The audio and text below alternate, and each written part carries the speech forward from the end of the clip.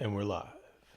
And we're live. It was just in time for me to put like a primitive up.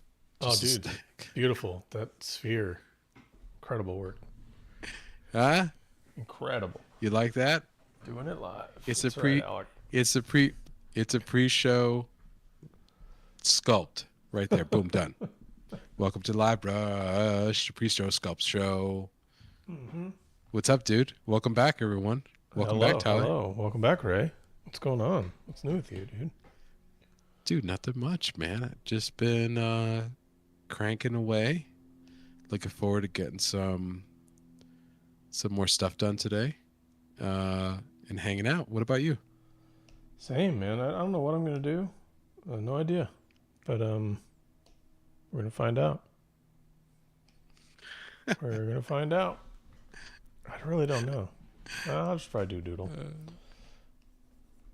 Well, that's okay. Yeah, You could do that too. it's totally That's what I'm fine. gonna do. I'm gonna be in Le 3D coat, and I'm gonna be doing some little assets for a kit bash piece that I want to do, and be more than happy to explain that along the way.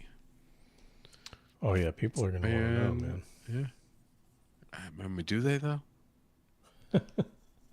I hope so. I mean, I I don't know. mean, I feel like in this season, so 3 episodes in, we haven't had many questions as we usually have, you know? Yeah. So Well, that's okay. ask Well, it's more questions. so questions for. You want me to ask questions Yeah, in yeah. lieu of not having questions, or No, but before we got on, we were talking a bunch about Drew Struzan because we found this. Ray, you found him, I think. He sent me this artist named Ethan Pro who does some really good Struzan style poster work. Check him out, it's everybody, basically if you get a chance. airbrush acrylics and color pencils on usually illustration board of some some sort. Yeah, yeah. Which I think I've dabbled in a little bit, but I've never really achieved anything like that. I think I'd have to really go to school on like Struzan's style of drawing, you know, his sort of his push style as Yeah, opposed to if you folks don't know, Drew Struzan's movie poster artist, did a lot of my favorite movie posters, probably a lot of your favorite movie posters. yeah. That Um, was like a lot of the world's favorite movie yeah, posters, right? but Jeez. he had this sort of he developed this. He might have got it from somebody, but he developed this cool style of drawing with his pencil by pushing it instead of pulling it, and by pushing it, he's sharpening it as he goes. It's pretty brilliant. And It's got a nice angularity to it, yeah, yeah, he's which always I've always drawing with the appreciated. form and everything. He's the Yeah, best. He's the best. I yeah. freaking love him. He, I got he an he knows what original. he's doing.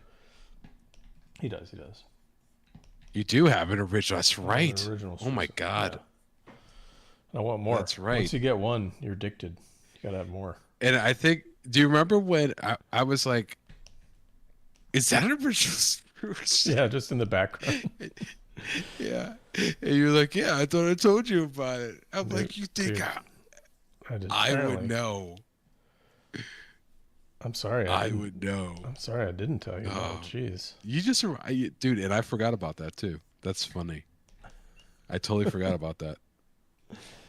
You were living scot free. Yeah, man. Oh And man. it's a good one too. And there's so many still left on his like, what is that? Galactic, um, Um. Galactic Oh Gallery. my God. Yeah, Galactic Gallery. Yeah, I think so. Yeah, it's friggin' dude's amazing. Check him out if you've never seen him. Tyler and I were very lucky enough to go to a show and see a bunch of his originals live in LA. Oh man, that was absolutely nuts. What Yep, that Struzan was a do I good time. have? I just have a sketch that he did of Sauron. It was one of the Lord of the Rings. It was for, wasn't it for the card game, Lord of the Rings collectible card game or something like that? Dude, you know what? I have no idea what it was for. It is the Warner Brothers or MGM or whoever owns Lord of the Rings these Yeah. days. It is their imagery, so most of the games don't allow that. So I'm not really sure what it is or where it was from. He didn't really do extensive professional Lord of the Rings work at all. So I mean, he did one of. I know he did one of Smeagol and for like a Aragorn. commemorative plates, maybe. Now you're gonna make me check. Now you're gonna make me stop. Stop what you're I doing. mean, you should be find doing this. out. You should be doing this, but it's gonna bug me because I know me, and you're gonna take too long for me, for my taste. Yeah, dude. This is. I have no idea what it was for, to be honest. I'll find out. Let's see. I don't Boom. know if I Okay. like what I'm doing here. Let's scrap it. Topps trading card set. Oh, really? Okay, all right. Lord of the Rings Topps right. trading card set. Yep. Because he did a. This is the one here. You see that on mine? Oh yeah, yeah. Wonder if Oh, there it is. There it is. There it is. Tyler? That's the one I own. I own that Right one. there. Yeah, my amazing wife, Kate Welch, got it for me. But yeah, it's a great piece. I got it framed. We did this little art wall. It's on there with one of Ray's pieces. You're next to Not a Lord of Struzan, the Rings man. piece. You're right next to Struzan. Yeah, but it's not for collectible. I can't believe I found that. Man, I'm good. You know, there's sometimes I like shock myself that I remember I'm that. always impressed. And the thing is, folks, now that Ray has looked that up, he'll never forget it. That's the thing. No. He's got super memory.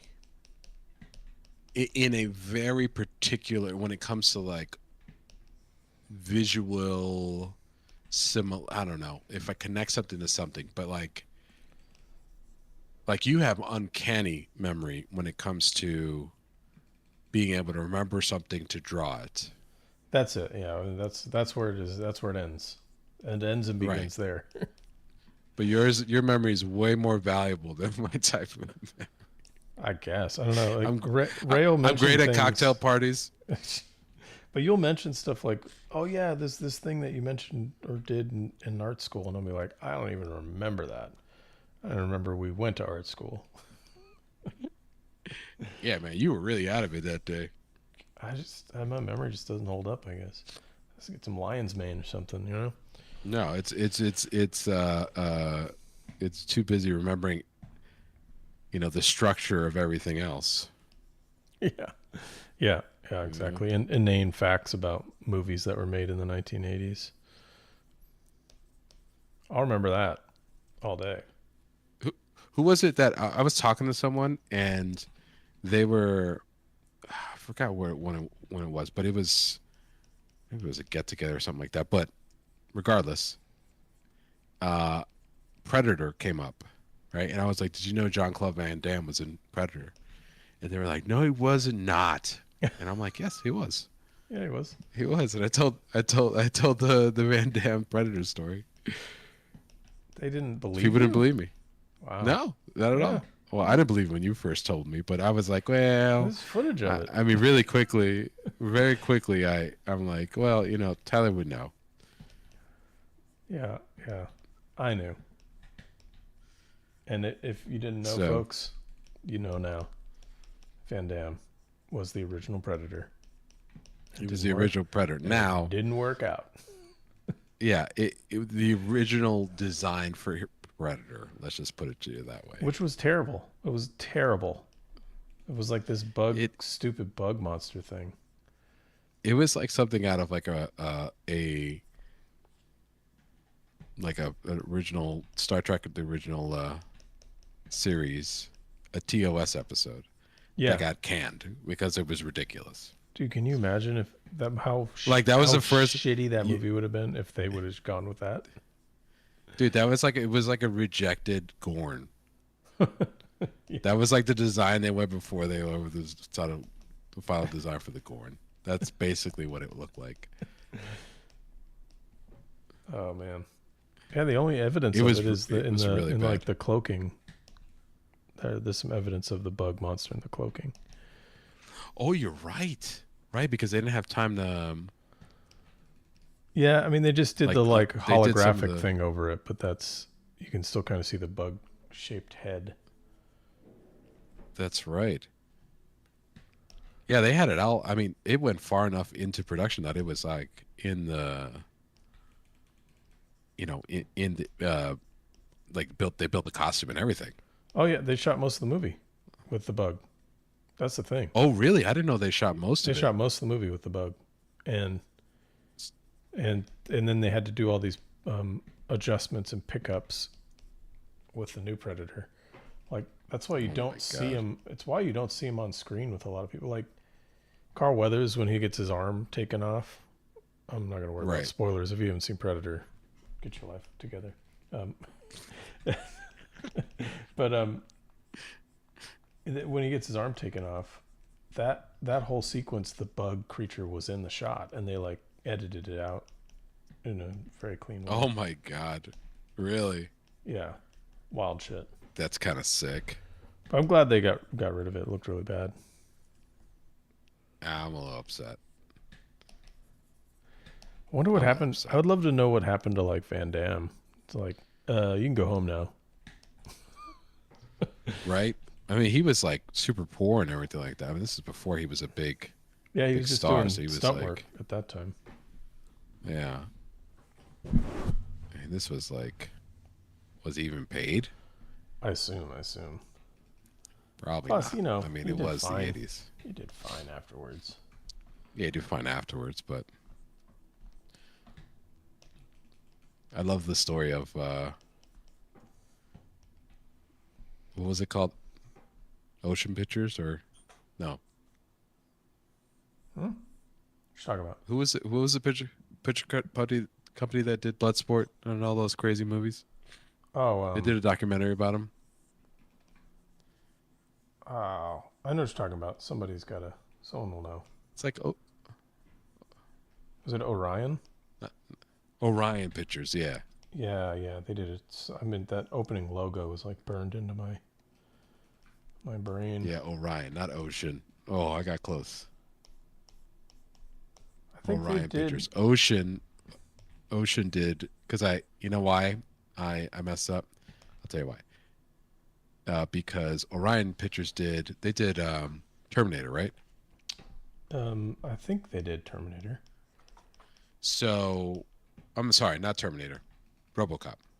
That's it. RoboCop. Yeah, it was Yeah, It was something with a C for Terminator. But yeah, they did yeah. RoboCop. So Ocean Games, I remember this, did the RoboCop game for Game Boy that I had, Oh, and I dude, always would yeah, confuse the two. I remember that. That was yeah, that's some good stuff.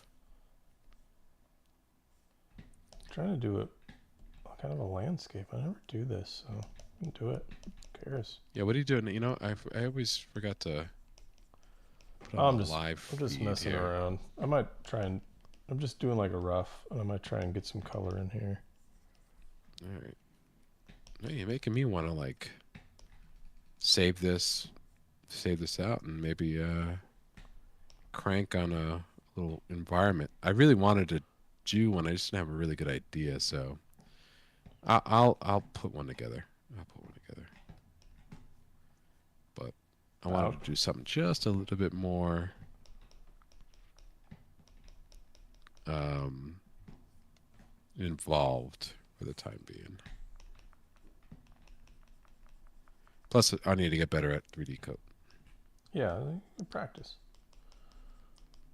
Remember to practice, everybody. Because every time I feel like I'm like talk about how awesome it is, I spend half the time like saying, Where the heck is? Why is this not working?" I, you know, look like Yeah, an a-hole. You know. I've got Photoshop down. That's about it.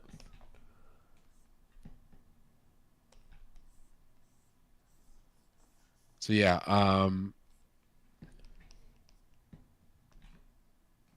Oh, so we talked since we last I tell you I beat Last of Us Yeah, man. I'm excited. I love The finally. Last of Us. It's one of my favorite. I So think I've Ray's told you this. It's one Ray's of my favorites. unfortunately, yeah, yeah, and Ray unfortunately has missed missed a lot. I've been an absentee video game person and for too long. And since I got a PC, it's gonna be 4 years. Kind of crazy. Um, I've been rediscovering these games, especially the PlayStation 3 and PlayStation 4 era. Like any Sony games that they've released, I pretty much picked up. So I But just they've finished The finally Last of put on Us. PC. Yeah. Well, so I did. My first purchase was Uncharted. Um, So you're just going down the Naughty Dog list. yeah, yeah. I'm Big such a fan. huge Naughty Dog. I've been a Naughty Dog fan since Crash Bandicoot. So you know, I mean, Yeah, give me a break here. one of those So days. I'm that's all I. And Jack and Daxter. I remember when that was coming out, and so but the what's my point? What is your Um, point? oh yeah. So then I went from that to Uncharted 4, and then I went to Uncharted: The Lost Legacy, which apparently not many people that I know played. Dude, I didn't play it either. And a matter of fact, I didn't even know it existed. So they must not have advertised it very well. Dude, Or I just missed it altogether. I, I mean, I loved that game. I really did, man. I was like, I don't know. I was just really impressed with it. Um, Yeah, I'm sorry I missed it. I'm gonna it was, have to yeah, it was find it. so good. Yeah, if you, I'll send you a link to the PC thing. Just get the PC version of it. It's Oh great. yeah, yeah, for sure. Yeah. Although I play a lot of, I try and get So, away from my computer, so I kind of play a lot on console these days. But oh, should get a Steam Deck. we Get have more one, we have one, but technology. Kate uses it. Kate uses it. But Get a Steam Deck OLED. Show up, Kate. I was contemplating a Switch OLED, but we'll see. But I was gonna say, dude, you should No. you got to play Days Gone. You got to. Yes. That shit So, yeah, I rules. got that. I got that, and I've got a yeah, Studio Bend baby, whom I found out later on. Well, after I was looking it up, they were the people that made Siphon Filter, one of my all-time Oh favorite yeah, great. PlayStation games. God, I played the hell out of the first two. I mean, I was obsessed. I was a I Nintendo love that kid, game. so I never played PlayStation games. Well, So yeah, can't help it with that. take that or leave it. I know. Oops, this is the wrong. Let's see here. I got something here. Alright, I I'm gonna don't really try know what something. it is. I'm just gonna do sketches today until I move on to the next one. Curve. There you go. All right. Well, you're an embarrassment. Thank you. Thank you very much. So I found this thing here, dude. Check this out. Whoa. Okay. Right? Okay. You ready? Yeah. All right. You're gonna have to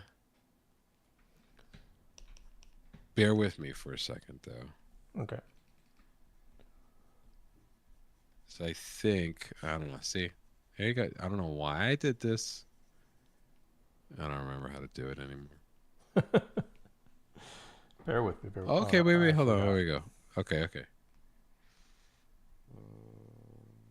All right, I did. Okay. Check it out. All right. So then,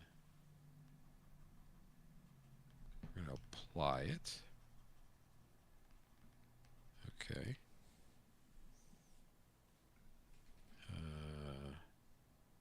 Nope. I messed up something. Is this Just give kind me of a like Z second. Just give. spheres? Yeah, it's like you can if you. I don't remember anymore. Okay. If you need, press around with the curve and choose attach tube or models array. Right. Well, that's what I'm trying to do. Yeah. Yeah. New curve.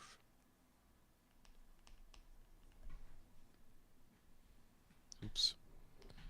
All right. Whatever. I don't know what I'm doing, but it's like you could apparently, if you do a curve like this, you could attach like different types of things. And for the life of me, I don't know. Like you could attach a whole bunch of stuff to it, basically. And it'll But I follow don't the remember curve. how to do it. Yeah. Dude, that's pretty awesome in itself. In and of itself. I saw. I've been watching a lot of tutorials in um, on 3D Coat. So it is.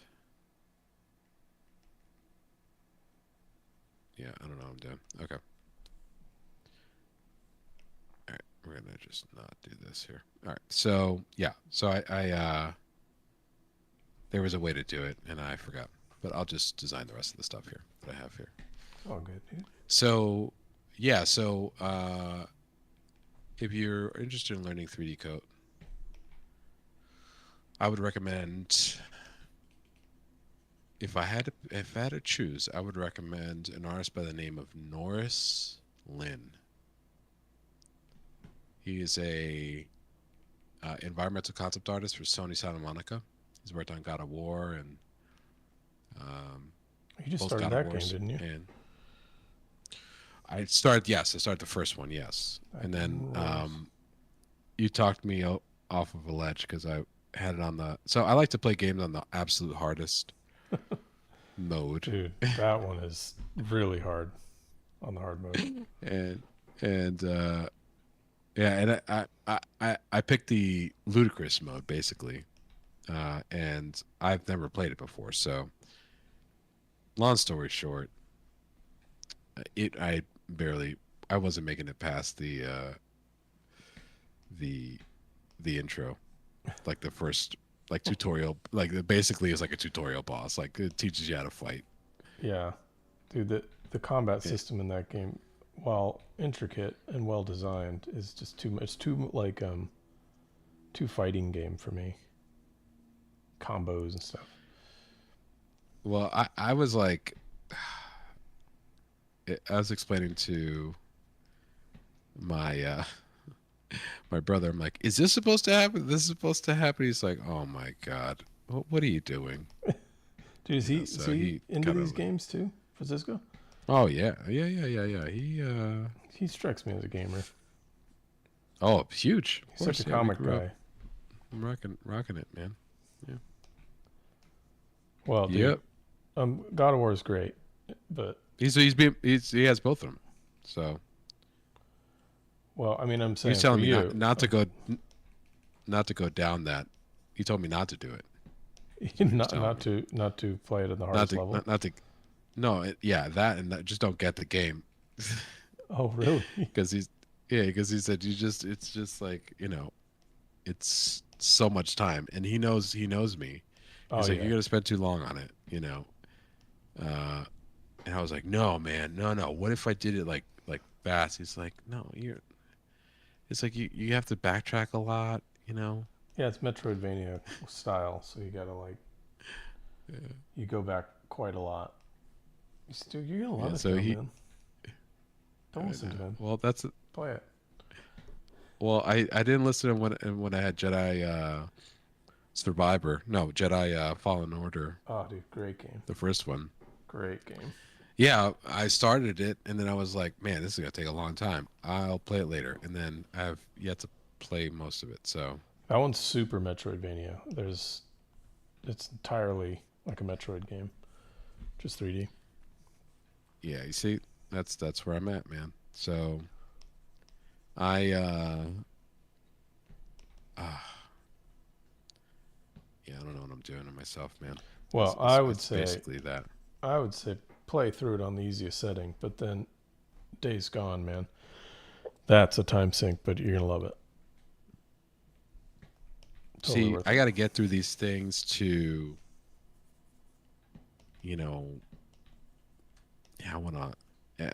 I mean, I learned a lot playing through Last of Us. It's just art direction wise, and it's so well done, Oh, it's man. I was immaculate. like, It's immaculate, dude.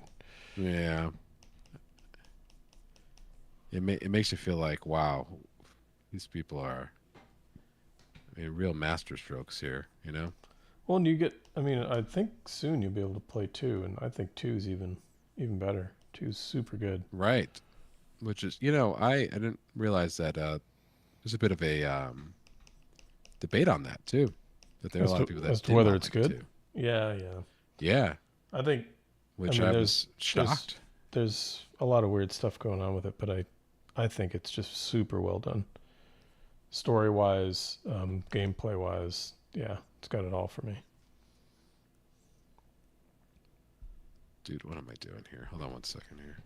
Folks, I'm going to show you something in 3D code. Don't do the thing I'm trying to do right now. All I want to do is flip this, basically. Take this exact thing, and I want to flip it. But I'm getting a mushy thing if I use the pose tool. The best thing to do is you take clone tool, and then you just clone a thing, and then flip it over like this. See?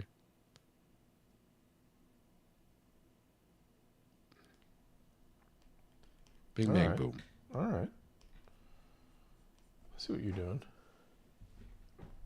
See? And then you could clone it again. See? And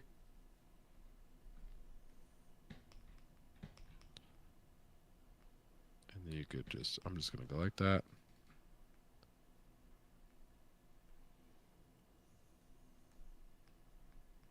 And apply it.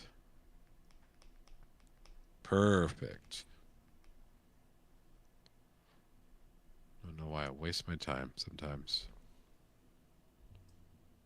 Oh, nice. That looks cool, though.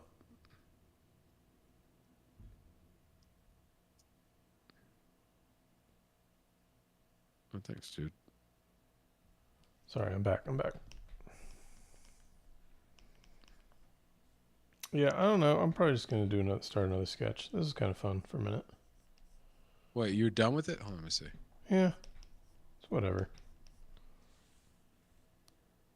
Well, I'm watching the stream along with everyone else. So I'm watching in the past while they're watching me watch it in. I'm watching it in the future.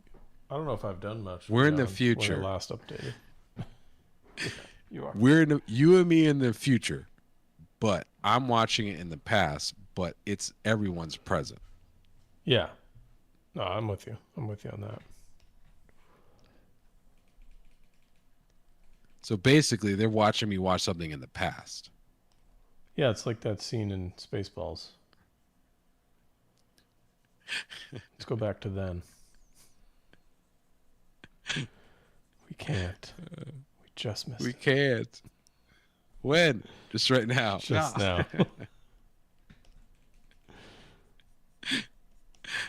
I forgot about that. That's one of the greats, man. We're in now. Everything that's happening now is happening now. Yeah, dude, classic. I'm a big fan. But I, you know what? I'm gonna say it. If you weren't there, I don't think you'll think it's that funny. Yeah, no, I think that's totally true. It's kind of like I'm a big fan of the movie The Princess Bride. It's one of my favorites. But if you didn't like grow up with it like I did, I could see you not thinking it's that great. I could see that. Yeah. Are you Oh, forgiving me then for not liking it? still working on it, processing it. Ray, you don't get to decide when it's enough Yeah, when I've forgiven you. yeah. Give it time. Just give it time. It'll happen when it happens, man. It'll happen when it happens. Yeah. That's too funny. All right. All right. So yeah. So we're getting. So I am. Okay. So I'll take a. You know I'll get a little ask from you then, right? Yeah, yeah. Because what should I just stop then? God of War? No, play it. What are I'm never gonna be like, And then, don't play the game, but I guess yeah, if you got like a time sink or time dedication, but it's the pinnacle in, I think, character design. All the Ralph see, Grassetti stuff. that's what It's so good. yeah, man. Del Longfish, freaking Vance Kovacs. Mm-hmm. Like Yeah, those people were just like, I think Justin Sweet worked on some of that too. I think, yeah, he did. I could see it. but I think totally see Vance it. did a lot more than he did. See, that's the type of what I'm saying. You know, like I just want to see. That's the reason why, like, like you get to see Last of Us. You just get to see like an all-star cast of people. You know, or even Uncharted too. You know, Uncharted as well. Like it's like Eitan Zana, freaking Aaron Alimowicz, Isaac Kim, Mache. Oh my God, I forgot how to pronounce his last name. You got Begins away with a with K. names. You got away with names. Impressed. The work is so good though. It's like you don't see that stuff. They're not as visible. Um, in the like as like illustrators at least. Yeah, I mean they get lost in studios, right? I mean, Yeah. some of my favorite artists are kind of at studios now, and you don't get to see too much of their work anymore. I mean, you get to see it in the as a collaborative effort, but it's like individuals. You don't really see it anymore. Yeah, totally. I'll tell you Mache's last name. Rotnail.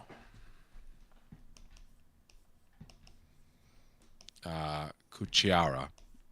Yeah, Mache Cucciara. Dude is like, Yeah, that sounds familiar.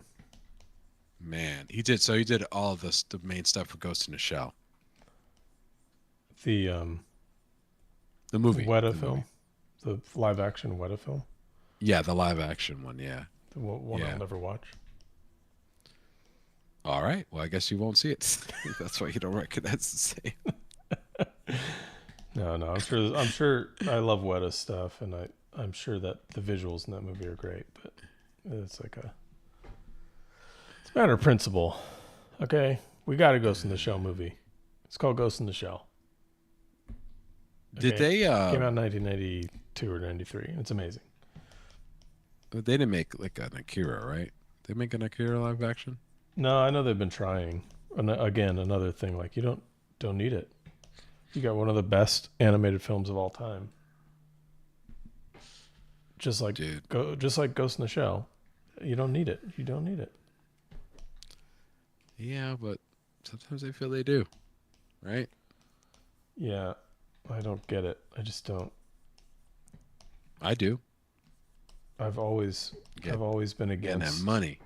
Well, yeah, I mean, I get that, but I mean, even from the standpoint of like, well, we want a different audience to be able to have access to this. It's like if they can't handle an animated movie,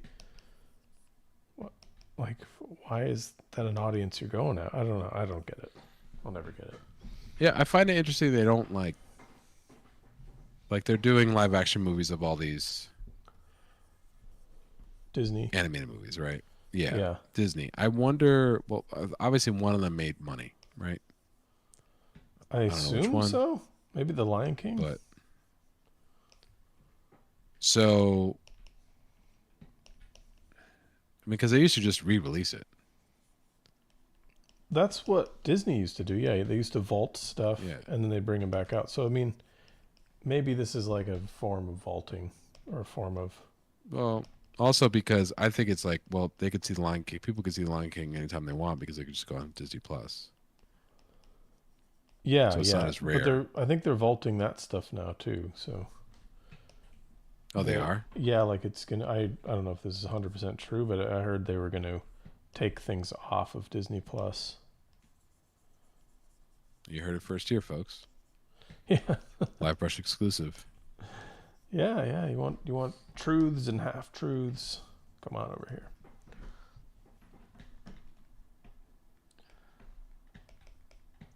Yeah, I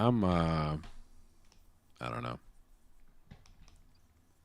To each his own, I guess, but just what a bummer. What to do a Right. live action film of like something that was already great? I I mean, I'm glad that people are getting work. I look at it like that. Like I'm glad artists are getting work to do this. Oh yeah, but sure. But I But mean, it they'd is. have work if they were making new material as well. Yeah, you're right. That's a good point. I'm You're sort right. of like a. I don't. I don't really understand the. I mean, I get it from a financial point of view. Like, it's safer to do a remake or a reboot. You know, you're guaranteed to have people at least interested in seeing what you did that was new. Um, Like a built-in audience, you mean? yeah, you've got people who are familiar with the name of the thing, and you've got a yeah, a built-in audience. Perfect. That's a perfect term for it. Um, so it's not as much of a financial risk, you know, to remake something.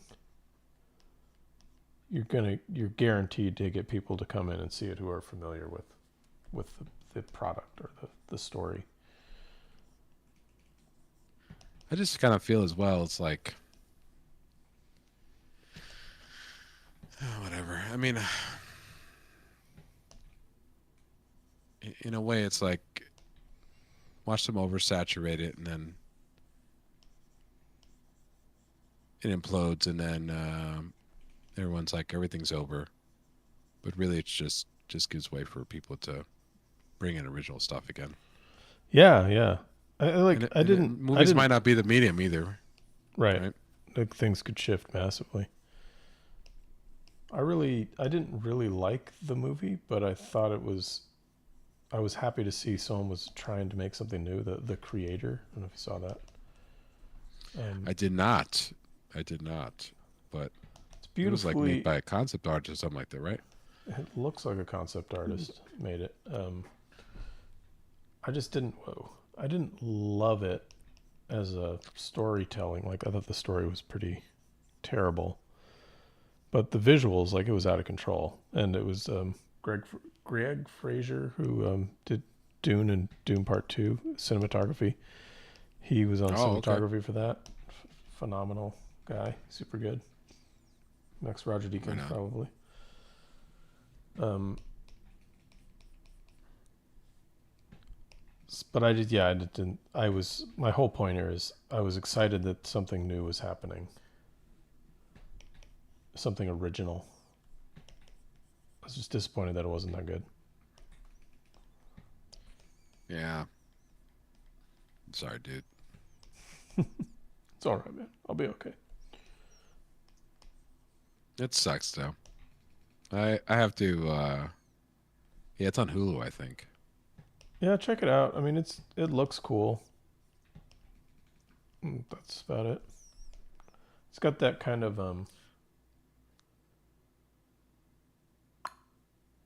District 9 vibe, maybe, Okay. Yeah, yeah, and yeah. like the sort of integration of special effects and the it's like all unified. It felt unified to me, like really keyed towards cinematography and Yeah, it was cool. I mean, it was all right. I yeah. I mean, I just don't know what to do with stuff like that sometimes. Like it's there should be a space for movies that are just okay. And I feel like these days might not be, you know? Yeah. And what I mean by that is like for instance like video I always talk about like video games like give it like a good example of that. Like back in the day there were games that were just fine. They were, you know, like the original PlayStation had so many of them. And it was okay. It was like okay that they were okay. Yeah, Nintendo had that too. You, yeah, like Plenty. you know, all the great systems had it. Like just it wasn't AAA. It was just fine. It was okay. It was fun, and people had fun, and we were good. But like nowadays, it's like if it doesn't just blow up, just like everyone loses their job. But I think that there's a reason for that though. And I think Matt Damon actually said this perfectly in an interview. It's for movies, anyways, not for games. But there was a time when you got all your budget back or all your costs, and you made your profit on DVDs, and that's all gone now. So a movie basically has to be like a super huge success for it to make its money back. So that room for like silly movies like that we grew up on is gone. Like those risky movies, it's too much of a risk. Right. I think also like it's you also have like in terms of video games too, the cost is ballooned like because it takes so much money to pull some of these you know this stuff off. Yeah, yeah. You It's know, like hundreds of $1 million. Like you know, I think Crash Bandicoot was made with like 4 people or 5 people. well, and there's no You know, patience like too. I think Sven at the CEO of Larian pointed it out really good that a lot of studios are just not patient. That he was very patient in the process for Baldur's Gate, and that was why it was so successful. Is that he let the creatives do it. He didn't rush them. He shipped when he was ready to ship. that's cool. Are you did you want to talk a little bit more about Baldur's Gate What? Why? or how do you know this? Oh, I know Sven. I've worked with Sven. I mean, I don't know him personally, I guess, but I've worked with him on a few projects, and um, I've talked to them extensively about his philosophy on game making, and he's he's in the right I always say that space. because I thought you worked on you didn't work on Baldur's Gate. No, no, I've worked on something else for Larian. Oh okay. Um, Oh okay. My bad. That's the only reason why I brought it up. oh yeah, but I have huge respect for them as a game company. They do the right things. They make the right moves, and clearly, I mean, they're the best game, the number one game of the decade, probably. So they're going to be doing just fine. I mean, they're done with D&D. Yeah, which I mean, you know, obviously I have my what would you call it? I work a lot with D&D, so that's a huge interest for me. But I think it's their best move. I think working with a publisher or partner is limiting, and I think Larian moving away from that is a fantastic move because they're so good at the things that they can create. You know, Divinity is their own thing. They're so good at making their own things or making something great out of something like Baldur's Gate already. Yeah, no, I That agree. that I think they'll be fine. They'll be more I than agree. fine. Whatever they make next will be pure gold. I think that's the cool thing about it. It's like I would be all for original IP if you could have the capital to pull it off, and they do. Now they definitely do, but I think they definitely do now. Yeah. I mean, maybe before they didn't, right? I think they probably did, but nonetheless, I know that, I imagine, I don't know, but I imagine that, Hasbro probably wanted that game shipped years ago, but they didn't. Sven wouldn't compromise on that, and good on him. I'm glad he didn't. I think if they would have rushed that to market, like with like all the other games that were rushed to market during the pandemic, it would have been a disaster.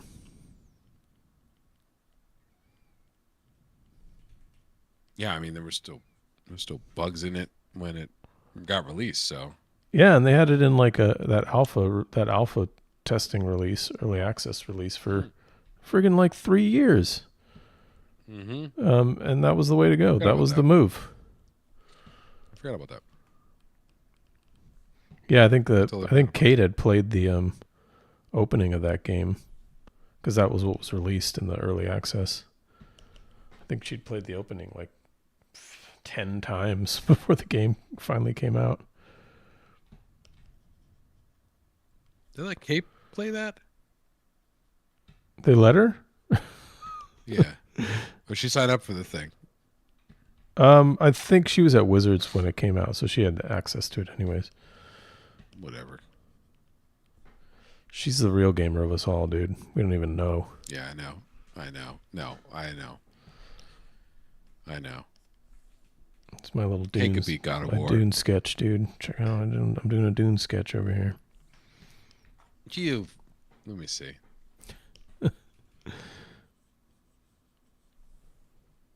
He's Al Gaib. He's on Al Gaib. Have you watched 2 yet? It's out now. Dude, I have it. I told you. You have it. You got it. Oh my God, I didn't. I think you'd mentioned that you and Jamie were gonna watch it. No, you did. Because I think you said you loved it. I think that's what you said. But that you had some issues with some of the shape language. Which I agree. Okay. Which I wholeheartedly agree with. So we haven't talked about it on the stream, though. No, I don't think we have. But yeah, there was some... Let's do it, then. Oh, dude, yeah. Dune. Everybody. Dune. Spoilers are coming, so turn off the stream now. Okay, I gave him a moment. No, they had time to shut it off. So, okay, go. Okay. I think we went down to... we increased our watch count. Yeah, I think we're at 6 viewers. It's fantastic. Yeah. Hold on. Sorry, I'm just gonna have to undo some things that I did here because I'm an idiot. Son al Gaib. That's what happens. Yeah. So whenever you make a mistake, I'm going to say that. Loved every part of it. It was exactly the feel of nailed the feel of the books. Nailed it. Yeah. Nailed it. Yeah. There's no. You're good. That's what the way I thought they did. Like they really updated the sensibilities of the books too. Yeah, I thought they were really true to Herbert's initial intention that he was really pissed about. It's the spirit of it. Yeah, the spirit of it. Yeah, but they also added extra things to it that I felt worked better. I agree. So I think the elevating sort of bringing Chani's character, making her bigger, I think is really good. I think you had to bring her, and because it's a perfect counterweight to Stilgar's kind of fall from grace in a way. Fanaticism. I wouldn't even. Yeah. I mean, I guess he's got to fall in a way, but he's just a fanatic, and he's played very well. But he wasn't when you first meet him. He was the leader. Yeah. Right.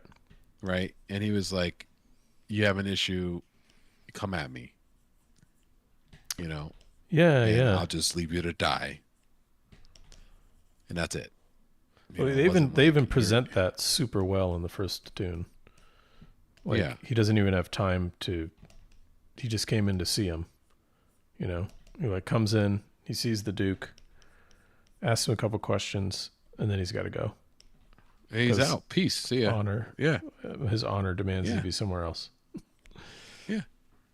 So like, then he, yeah. So it's yeah. I'm looking forward to the second one because it's got vibes of the second one. A lot of vibes of the second one, which I'm happy about. Wait, what do you mean the second one? We're talking about the second one. Sorry, the second Dune story. Oh, Messiah. Dune Messiah. Yeah, yeah. Yeah. I'm interested in that. Up, you don't even know, man. You don't even know. Dude, I have no idea. I don't even think I've fully ever read the first book, to be honest. You don't even know how to read. Yeah, that's the problem. Keep me from reading the books. This just in. LiveBrush exclusive.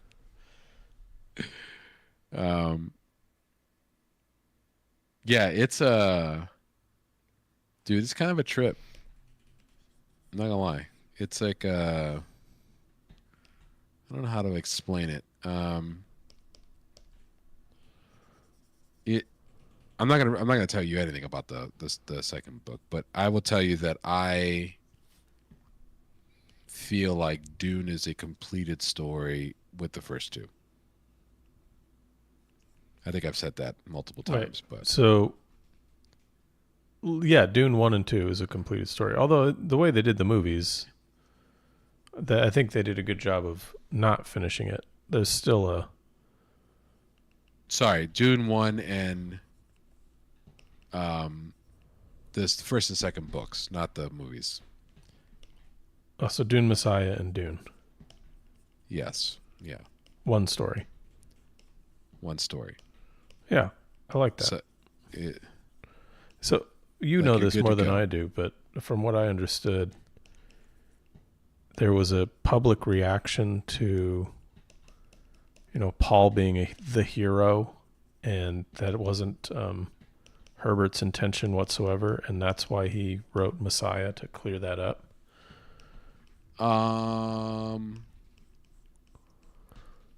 Is that what that was? That's what I've heard. It's what I've heard in interviews, but I don't know if it's true or not. But I know that. Yeah. I know that there's an interpretation by the public that the story is about the hero of Paul Atreides, and that Herbert had never intended for him to be a hero. That his whole thing was to mistrust people that claim to be heroes or messiahs. Yeah, I mean, and so he had to clear that up apparently in Messiah. Well, maybe, yeah, I guess so.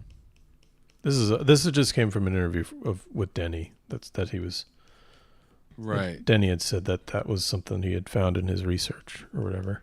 Yeah, I mean, I didn't know that. To be honest with you, I didn't know that. But I'm like thinking, like, did I feel that in? And I guess, yeah, you kind of get that. You don't get the idea, like, that. You don't get that vibe until you read the second one, and you're like, oh, right, yeah. Mm-hmm. This ain't good. Well, it's the reason why I guess to bring this up is Denny's, and I think we've mentioned this on LiveBrush many times, but Denny is like really good at doing that, making stories that the person you think the story is about, it's not about them. Right. He's super good at that. So this is like super appropriate, incredible at it for him. Right. Like one of my favorite movies of all time, Blade Runner 2049. Yeah, he did. Yeah, he did a fairly good job of it in that. I mean, amazing job. He does it really good in Prisoners. Barely. Sicario, it is Sicario. That the movie is not about who you think it's about. I have to watch Sicario. I haven't watched it yet. You'll love it. You'll love it. How many years you told me? I can't wait for you to see it. In fact, the second you do, you need to talk to me. All right. Been a little busy. beating these video games on hard. Yeah, I've been busy, trying to beat Elden Ring on the hardest setting. Or there's no settings on Elden Ring, I guess. So that's a dumb statement. I was like, isn't Elden Ring just like you start? It's just hard. I finally beat it. Finally beat it. You did? Yeah, yeah. And it Tyler, was good for you, a man. challenge. They build Good in for a number you. of little things that they don't explain to you, but that are means for you to actually succeed in the game. Okay. Like I'm still I'm a very I guess I am very prideful. I'm a prideful video gamer, like in the Yeah. sense that like I will sit there, like I could beat God of War in the hardest setting. I know I can. How long will it take me? No, I get it, man. That's a whole nother story.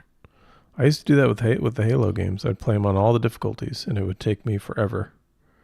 And like my Yeah, roommates in college would come in and be like, "Haven't you played this game?" Like I'm like, "I am beating it on heroic. Get out of my room. I am finishing this." exactly. All right. So like, yeah, I'm freaking psycho. Well, I would suggest you don't do that on God of War because it's extremely hard on those Well, I beat settings. like Uncharted and the Lost Legacy on the hardest of settings, and it was like the Lost Legacy. I think is harder than the four, at least in terms of hard settings. Yeah. I'm like, there's one little area I was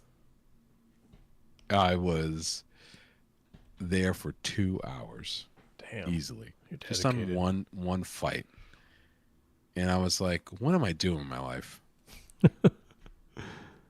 That's Elden Ring. It's not like I have extra time. It's not like I have the time to do this. So I'm like, I know how I am. Like I ended up beating the first intro fight in God of War. It took me like a solid. It took me a long, like probably about 10 tries.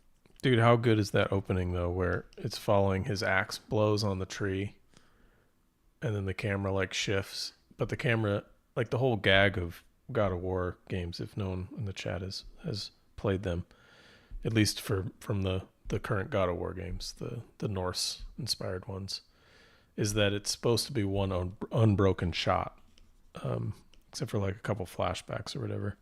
Even those are one unbroken shot because they just do this camera trick the whole time. It's super cool, but they start the game out the same way. Oh yeah, Yeah, it's dude. very cool. One unbroken shot all through the whole I game. I didn't even realize that. Hey, Alec asked us if Oh shoot, I missed a chat. Sorry, did you chat. get do you guys ever do would you guys ever do concept work for video games or movies? Hell yeah. But Tyler's worked on Yeah,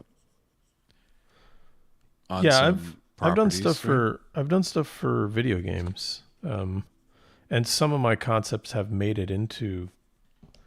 They were obviously reworked and completely redone by some other amazing concept artists, but some initial ideas that I'd done for D&D made it into the D&D movie, which is kind of cool to see. But yeah, I've done some video game stuff here and there, not too much, a little bit. Always up for more. Hell yeah. There was that guy who did the almost like Disney style Dune illustrations. You remember those? Yes. Super awesome. And he did Yes. this sort of like almost like intestinal tubing on the still suits. Yeah. I friggin' love that. So I'm like kind of stealing a little bit of that for this. And he made the Baron look like super grotesque. I Yeah. loved it. Yeah, and the beast, Raban. Beast Raban, yeah. His Fade Ralph is really good too. I liked his Yeah. approach because it's all really colorful, which is always how I pictured it. I like what Denny did and everything, but I thought it needed, especially Atreides, they needed some like lavishness. Dude, I actually disagree with the lavishness. Oh, okay. Okay.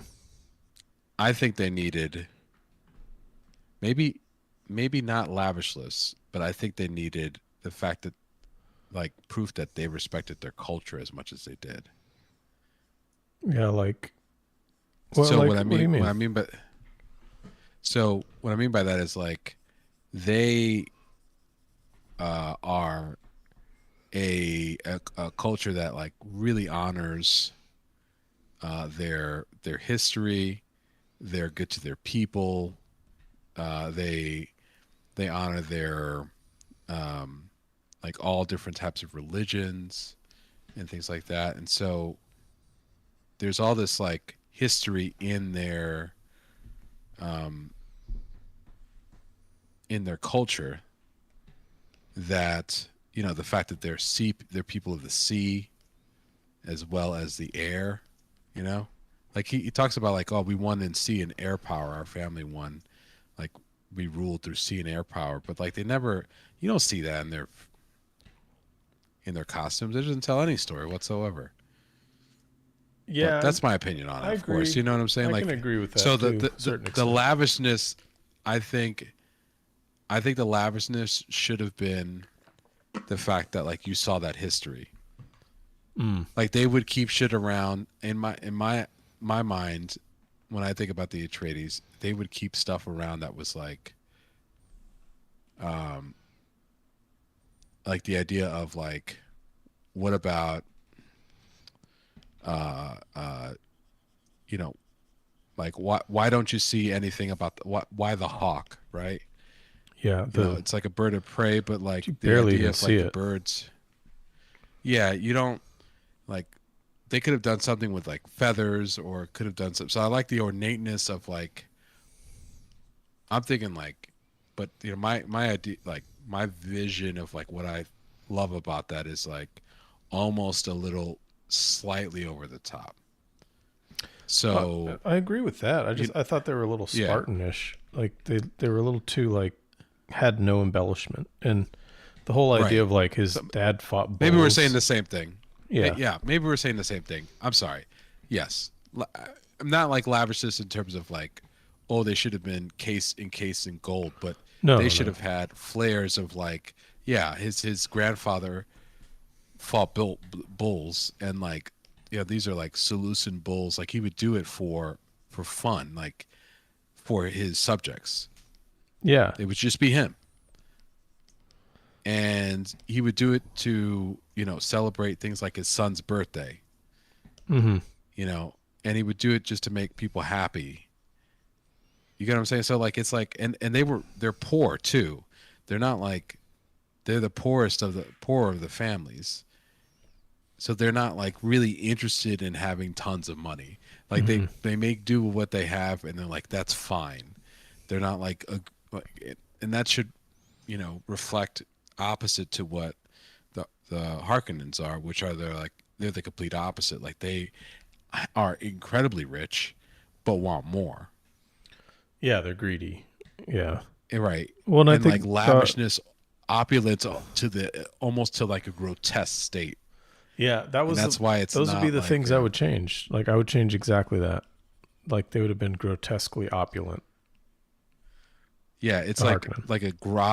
like a grotto that's like, or like not grotto, but like those I always found them almost like rococo, like demented rococo, just like with like the cherubs and like everything is just so over the top, but like to the extent that it's like a demented Bacchus. There you go. Yeah.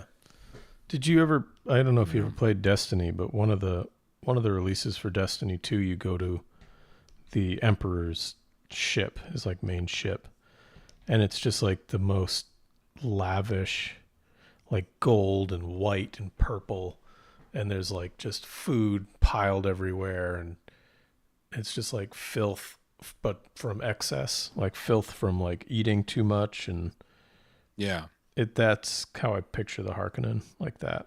that's it. Yeah, like they would what they would do when they ruled Dune in the book, they talk about how they would have like these parties, and they would start the party it, by rinsing their hands out in Yeah, water. yeah, they talk about this in the first book, right? Yeah, and then and then drying their hands with the same towel, and then taking the towels outside, and then letting people fight over the excess water. And that was like That's their version of charity, yeah, that's horrible, horrifying. right? And so like they don't even they just have no concept of like giving. Like they're so greedy. That's their version of yeah, of charity. So it's like you're welcome, but it's meant to subjugate them too. Like it's like in control. Yeah, like Um, table scraps from the emperor or something. right. And there's a brutality to them, which is like Beast Raban is like meant to kind of show that. And then at the same time, you also have uh, really it's the cunningness of the emperor of the Baron. You know, he's like the real like he's brutal, but he's really smart. Hmm.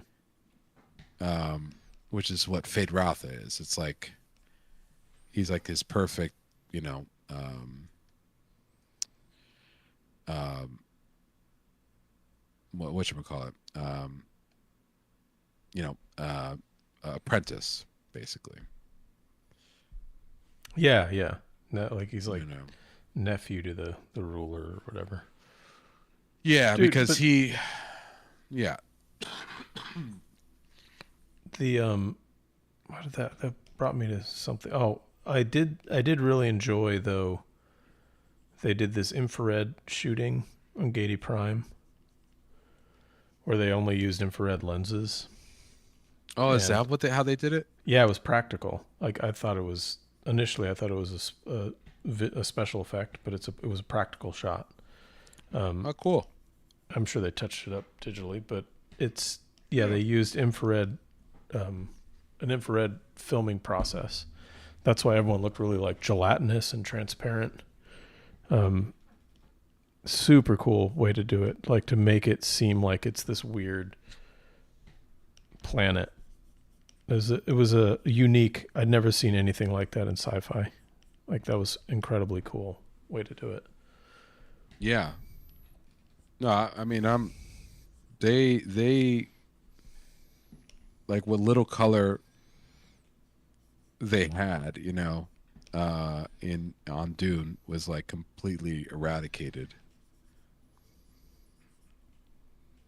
Like I think the look is in Harko and Gidi Prime. I I guess that's it. That's like what my point is. Like, why didn't they? Just surprised they put so little color Yeah, with yeah, Caladan. yeah. It But, was there was a lot of weird choices. I will say, I'm glad they did what they did, but but it's a I would have masterpiece. I mean, approached like it. I'm I would have approached the yeah world building, visual world building a yeah. little differently. And everyone we're just like we're just observing it as artists, right? Yeah, yeah. So We got taste. I think we like we can love the movie. Well, absolutely loved it. Absolutely. I just don't want to. I think there's like it's like we're looking at it from the viewpoint of artists. Like I thought The Last of Us was awesome. I thought the ending scene, even though this is an old movie, so I get it. Older game, but I thought the ending of the first part was a little clunky. Oh yeah, yeah. Where he shoots the lady I felt and then he's kind of in the car no, not driving. but even no, not even not that per se, but more so the point where just after, like where they're hiking, Oh yeah, yeah. and I was like, I don't know if I would have ended it there, but I'm not saying like I know, I'm just saying that's my Yeah, I mean, and they Just did an have the example. I'm DLC. trying to. They did have the DLC planned, so maybe that's why it They ended did, so but weird. well, I mean, but the DLC had nothing to do with the way it ended, though. Yeah, it's true. I mean, it's almost standalone. Like it, and it introduced. I know what you mean. Like it introduced aspects of it that would have been like little story points, but it filled in like little parts of like the last part of the like the second half of the game, or like the maybe the right before the end of the game. Yeah, yeah. You know, um, and some backstory, which is cool. It was good. Don't get me wrong. I liked it a lot, but Well, you got to um, play as Ellie too, yeah, which is awesome. Because like in yeah, part two, that's you basically just play as Ellie and Abby.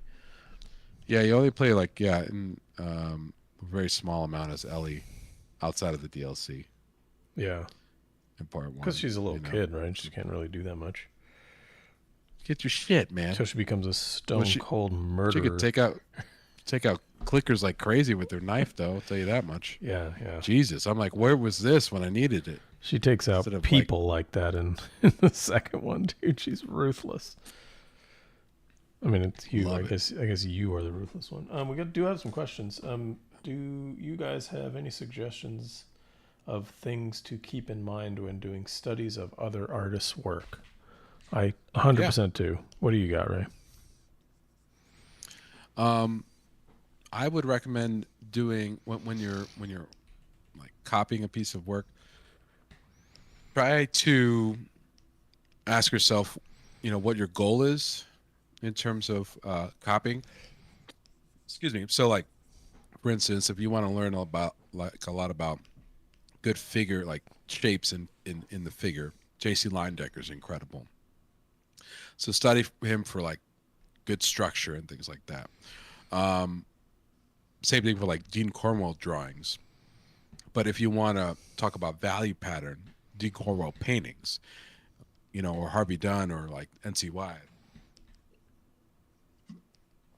But when you do a lot of that stuff, my recommendation is you might want to just do black and white, when studying them. You know what I'm saying? Mm-hmm. Excuse me. And then if you want to study color, have a goal in mind to it. Don't, I think like if you study somebody like Dean Cornwell for color and you have you might be floundering and not know what the heck is going on. You're like, what am I doing? So, um, does that make sense? Like, it's like, if you want to, so just have like, keep in mind as to why not every artist is great to do copies for all reasons, but like, I think copying is great but like you can, I think you gain more of it, get more out of it if you have a set reason for copying. Yeah, 100%. I agree with all that. I'm also a big fan of. I look really closely at mark making. Like, how did this artist solve a shape?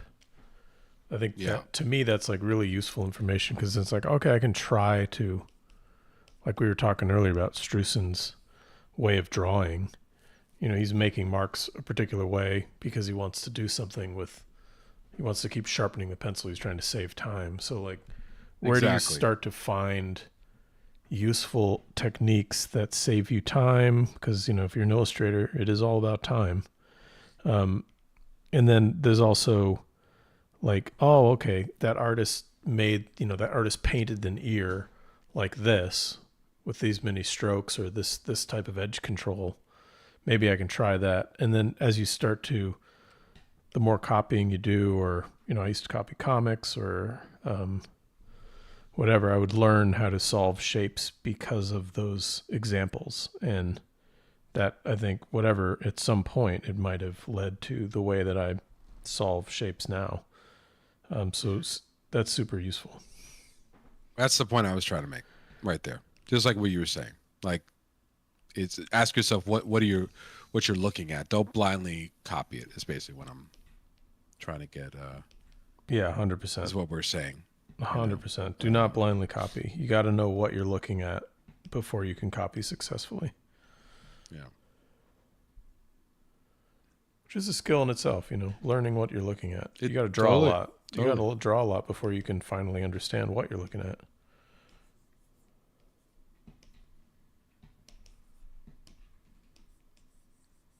Let's see. We got another one. I think I'm done with this little guy here. We got. Do you guys have? Let's see.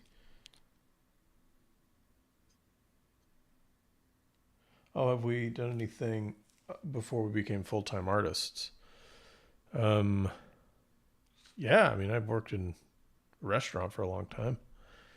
And I went to art school, and I kind of became a professional after that. But I didn't. I wouldn't say I had like another career.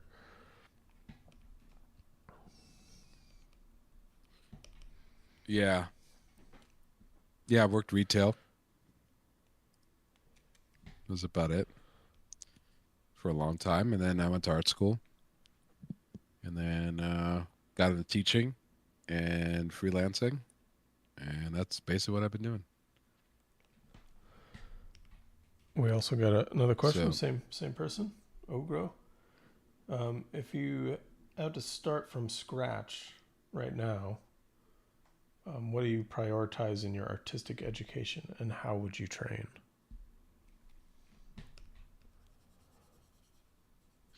Right now, let's see if I can tackle this one. I would. I got some ideas. I think first and foremost, I think drawing is the most fundamental skill I think one can have. It's kind of the most future proof. Understanding, controlling like shape, and especially depending on like what the skill set is. So like if you want it to be a painter or something like that, or an illustrator, I think the human figure is understanding that, how to draw from observation, study nature. That would be my first, like, do a lot of things from observation and also from imagination would be the way I would I would start with that. Have good examples of that, and get good information on it as well, because it's not everything is built equally, So, like in terms of career paths, figure out what it is that what your likes are, your interests are, and then you could focus on getting better in that realm. So the skill set's going to be different for like somebody who's in comics versus somebody who's a gallery painter, if that makes sense. Mm-hmm. I mean, there's still foundational aspects of it, but you're going to be concentrating on slightly different things. What do you think, Tyler? I don't know. Yeah, that's a tough one. I mean, I think what was most valuable to us in school was the idea of, it's from like from I don't know, from any standpoint, but especially from illustration standpoint, of if you can paint everything, you can paint anything, or if you can paint anything, you can paint everything. Either way. So like knowing how to paint landscapes and knowing how to paint figures and knowing how to paint still lives, all those come together. They all culminate in illustration. You kind of have to be able to be agile in illustration to do all of those things. So it's hard. I don't know how I would approach doing it again from scratch. I'd probably do, master copies, and I would train myself towards being able to paint everything. Right. And I'm still a big proponent of traditional skills. Like have some sort of background doing it. Don't rely on a specific program or anything like that. Yeah, I agree there too. I would start traditional, then move into digital tools. Yeah. If you had to like, if you only had time for one, I mean, ideally you'd be working back and forth on it, but prioritize traditional first would be my, um, and to keep it simple too. I mean, we're talking pencil or pen and ink or, it doesn't have to be anything crazy. And you can learn so much just from that. I mean, I'm, because it's all like found when, at the end of the day, when you're looking at anything like, sure. And, also keep up with, as an illustrator, when you're getting into, as an artist and you're keeping up with, things, and you just have to be, conscious of like how things change, how your industry changes, and see if like you need to upgrade things or you need to do things differently. If there are any tools there that help you visualize, I think, for those that have seen LiveBrush from the early beginnings, I didn't do any 3D, but now it's such a valuable tool for me because it's in line with my thinking. Like this thing that this science fiction stove thing that I'm making. I'm just kind of looking at some reference that's unrelated and then making it up. But like I would never be able to do this, make it up like from a drawing. But I could do this. I could sculpt it though. I could if I could. That's how I could find the shapes easily. So that's going to help me visualize. But I know that I'm able to visualize and see things because I know how to draw. Basically, um, Yeah, there's so much where I have value like in those fundamentals. yeah, I don't know. I'm a big proponent of painting digitally is often like best followed from painting traditionally.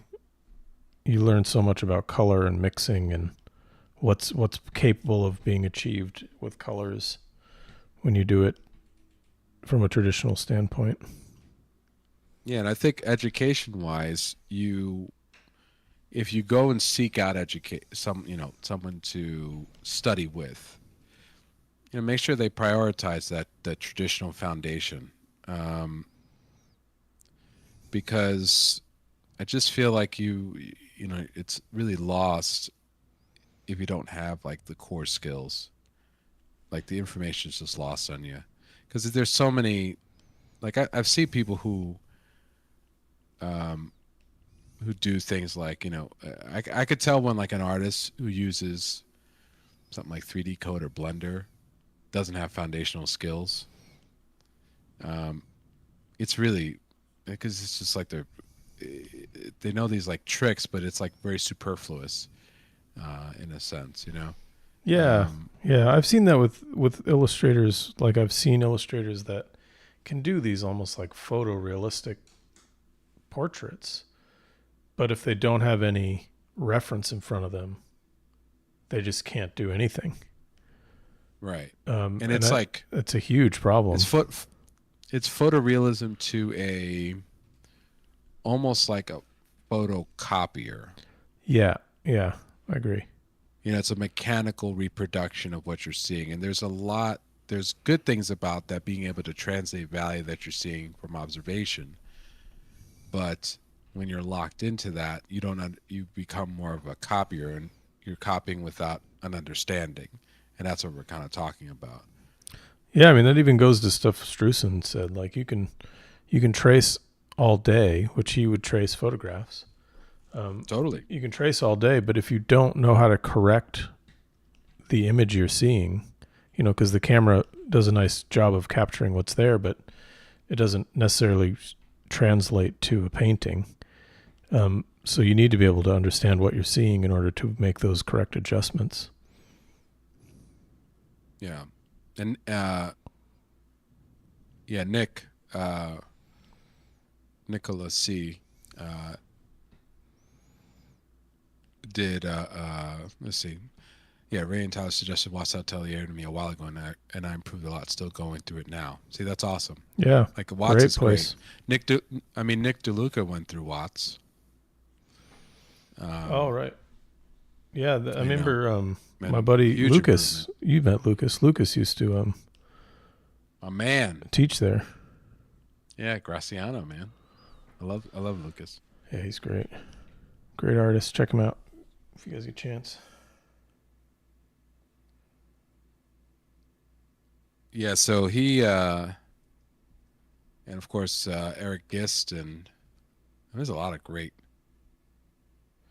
I mean, this kind of great, leads you back. know. It leads back to what Ogro's mentioning here, though, about not having artists around and trying to balance all the resources and everything. But I mean, I forget who told me this. You might have been told this in school too, but I had a teacher who told me to just always be looking at the best in the industry. If you want to get into illustration, always be looking at the best in the illustration industry. That way, you know what's going on in the industry. You know the caliber of work that's being sought after by art directors. And if you're looking at the best, you're going to get, you're going to pull interesting things from their work and what they're doing correctly. So I know if you don't live Agreed. around artists, it's hard. But remember, I mean, everyone's got their stuff online, so you can still see the best of the best, and learn from that, even if you don't have like physical artists near you. Especially like, I mean, just in learning what I'm learning in 3D, like the resources are out there for sure.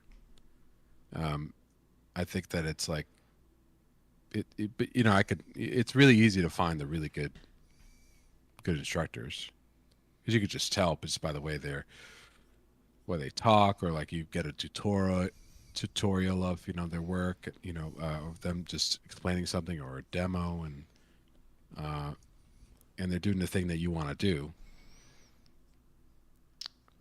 Make sure Yeah. of that too. Well, yeah, and Like, don't go don't be to afraid to go down the research rabbit hole. If you like, let's say you like one of the yeah, Marvel movies, go through the credits, look at the list of all the right, artists that are in there and all the art directors, and you start search, yeah. Google searching those people, and that'll lead you to other people, and you'll just get a nice research dive essentially. I think if I had any like advice, that would be it. You have to be aware of the industry you want to work in. Yeah, yeah, Like, you just have to, because you waste so much time. Like, you have to understand what the expectations are. Uh, who's working in the way that they're working. Like it's got to be a mixture of, like, who influenced them, of course, but you just got to be aware of like what people are doing. yeah. And that Um, process of becoming aware, I think you'll find all kinds of good people to check out. So many good artists will come out of that. yeah, can you imagine, like, let's say you wanted to do movie posters? Not that like movie posters are A thing anymore. still a thing anymore, but well, hey, if you're Ethan Pro, right? Yeah, Um, yeah. It worked for someone. yeah, so you do that, and you don't know who you want to do it, but you don't know who Drew Struzan is or Richard Amsel. You know, Mm-hmm. it's just like, think about how far behind you would be. It's almost scary to think in my eyes. It's like, Yeah, I mean, dude, this is um, where, so I can relate heavily to this because this is kind of where I came from. So, like, I was trying to figure out, I was in art school, and it wasn't art school really, it was Gonzaga, and I was taking the art program there. And I was like, oh man, what should I do next? What can I do? And I didn't even know what illustration was. So it's like you said, it'd be like trying to go into movie posters and not know who Richard Amsel is, or Drew Struzan, or even Alphonse Mucha. Um, that's how I felt. Like I didn't know who Frank Frazetta was. I didn't Right. know any of this shit. But once I started knowing who these people were and making all these connections, it just blew up. Yeah. No, I'm same way. Same way. You just don't know, right? If you don't know, you don't know. You don't know what you don't know. That's what they say. Yeah. Um, but and I'm still learning. I'm still learning all these new artists and adding new things to my repertoire. And I mean, I think it's exciting. So this is a constant thing too that you're going to be doing for the rest of your life is getting into new things. And I mean, you don't want to run the risk of just getting stagnant. Yeah, I think we talk about this a lot on LiveBrush of staying fresh. You know, don't get married to one methodology. It's fine if you do, and if you have a method, that's great. But always stay open-minded to like different approaches. Because there's tons of artists out there, and they all have different approaches. So there can't be one single way to do something. There obviously has to be, and just basic reason follows. So there has to be tons of right ways to do stuff, and just stay open to that. Totally. Try out different stuff all the time. Totally. We had a great class. I think Bill was taught it. You were in it, right? We was like just doing mixed media stuff all the time. He showed us like Yeah. 10 different processes. Forgot what the heck it was. Oh, it's okay. Ogro, everybody's afraid of being mediocre. Don't worry. Oh man, yeah, It's a very healthy thing to feel. yeah. But you can't let it stop you from studying and researching and making yourself get better every day. Like you do have to find something inside of you to like overcome that voice that's scaring you. Use that for good. Yeah, use it for good. You know, use it for as a force that helps you. You know that always make sure that you're not being complacent. I've always found, and Ray and I have talked about this a million times, but I've always found that it's useful for me to dislike the painting that I just did. And people will be like, "Oh, you're being self-deprecating, or you have imposter syndrome, or whatever." And sure, those things exist, but me disliking a painting right after I did it makes me push harder on the next one. So I'm embracing the thinking of, oh, this is crap. I'm embracing that because I'm letting it drive me to the next one. So I think it's good for me to think that everything I'm doing is crappy, because then I won't get complacent. I'll keep pushing forward. I think that's important. Even if you have to manufacture that in your head, just keep telling yourself, I got to push forward and do better on the next one. I got to do better on the next one. That's going to be helpful. Yeah, and there's always you're always gonna feel that. I mean, I always feel that way. Like that's never gone away. Yeah, never does. It really doesn't. I think if it has, I mean, you might want to be worried about where you stand. we're screwed. You're screwed. I think. I mean, I personally, if that happens to me, I'm done. Seriously, I'm an instant hack. Yeah, if you feel completely satisfied and totally fine with something that you did, where's the drive to do more, to do better? And you can have closure with work. I'm not saying that you can't. Right. I mean, agree. you can have you can say like, hey, this was what it was. It was the best that I could do for that time. It has issues, and that's fine.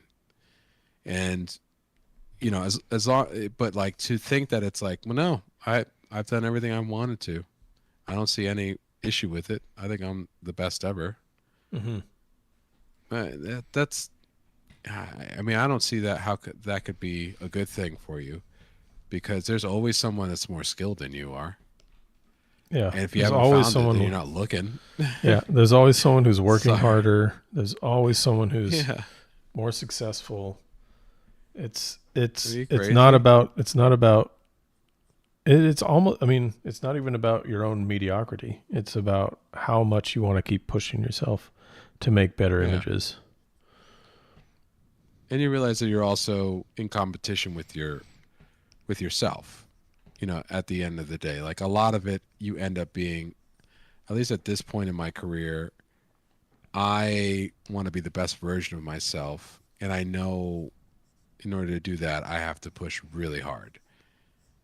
And you'll get to a point like it's good to constantly compare yourself to like the best of the best, you know, of people working in your field. Um, and I'm talking as like a fine artist, like painter. You know, there will come a point where like you doing that is not really helpful because everyone's on a different journey. Um, but there that work should still other people's work should still inspire you to push yourself to more heights, Mm-hmm. you know. Yeah, I mean, we've experienced this with people we've gone to art school with, but excuse me, I think it's really important to make sure when you're looking at other people's work and criticizing your own work that you're not like letting it defeat you into some sort of, well, I'm just not going to do anything if I can't do it as good as that particular person, right? Like you want it to, no matter what you're doing, you want to use other people's work as a way of, you know, getting you excited about doing, you know, if you see someone's work that you really like, you should be excited about trying to make something like it, as opposed to being like, oh, I'm not going to be able to do anything. Look at how good that is. I'll never be able to do that. You Right. have to Yeah. really try to force yourself out of that thinking if you're thinking that way.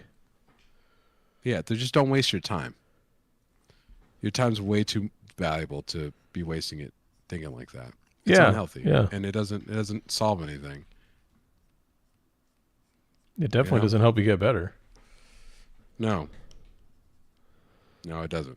It's a great way to leave As a matter of fact, yourself you might in the gutter. you might get worse. You might Yeah, get worse. 100%. Like it's a great way to just leave yourself in a place where you never get better.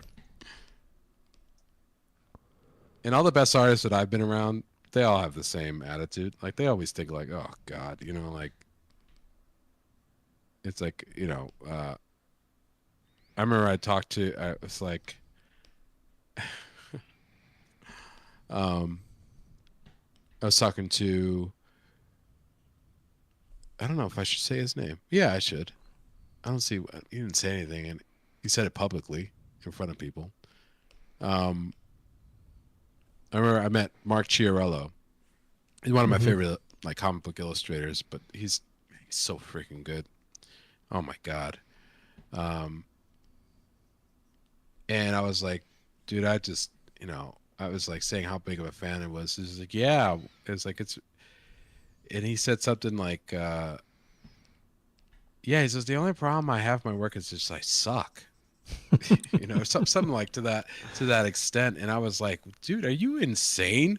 Like I was just like going off about how amazing his work is to like a friend of mine's, Yeah, uh, and we're just like, well, if he's thinking that, then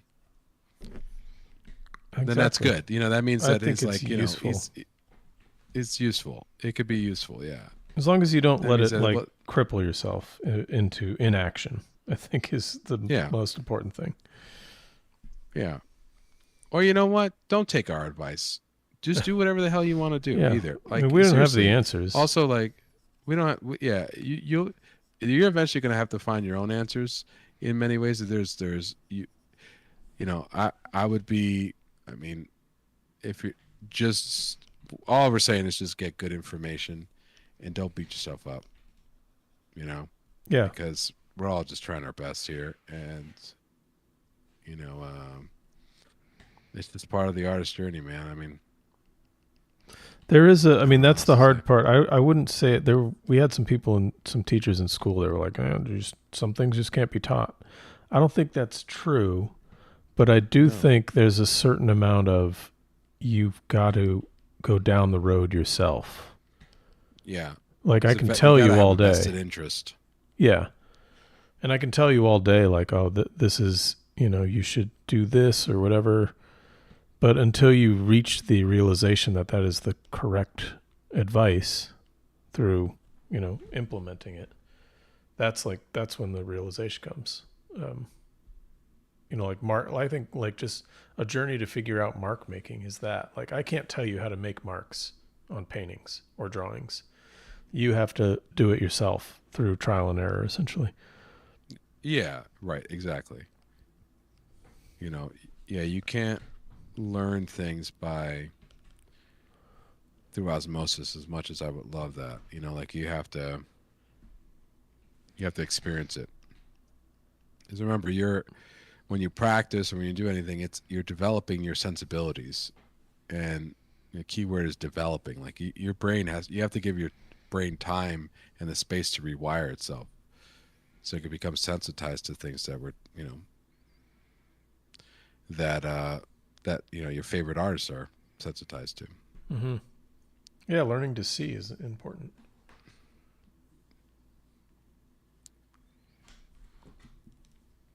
Man, we went on a ranty rampage, huh? No, it's good. I mean, we haven't. I feel like in the hell happened to us in the past few seasons we haven't had like a ton of questions, and we got some good questions today. Oh yeah. Also, I've probably been trying to find like an option or something like that in Blender, and I'm just distracted. So I apologize to everyone. I mean, I don't really accept your apology, but whatever. Can you imagine? It was like, yeah, well, I'll accept your apology, whatever, and then like you ended the stream. Boop. I got the power. I have the power. Too funny. Yeah. It's like, let's see, Joe said, I've recently been obsessed with Mark Majori's work. Dude, Mark Majori is the best, man. You know Mark Majori. I think so. I'm terrible with names. Freaking insane, I was going to say insane Western artist. You share his work all the time. You're like, dude, you see that? It's like yeah. With a gigantic sky. Yeah, dude. I'm so bad with names, but yeah, totally. Yeah, it's all right. You could probably draw his likeness from memory, though. I probably could repaint one of his paintings from memory. Yeah, does this painting look like this? Yeah, this one. Perfect. Let me sketch it out real quick. Yeah, he did this really cool color transition here. Yeah. There you go. And the horse looks like this. I don't know. I've never drawn a horse before. Never drawn a rabbit, huh? Oh yeah, that definitely happened to me. Inside painting with fire, Frazetta joke. Yeah, never painted a rabbit. But hey, this is what they look like.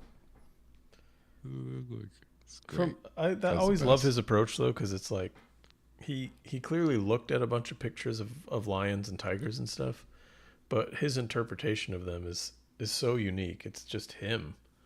Like that's Frazetta. Yeah. You see one of his lions or tigers, and it's like, oh, that's Frazetta. That's Frazetta.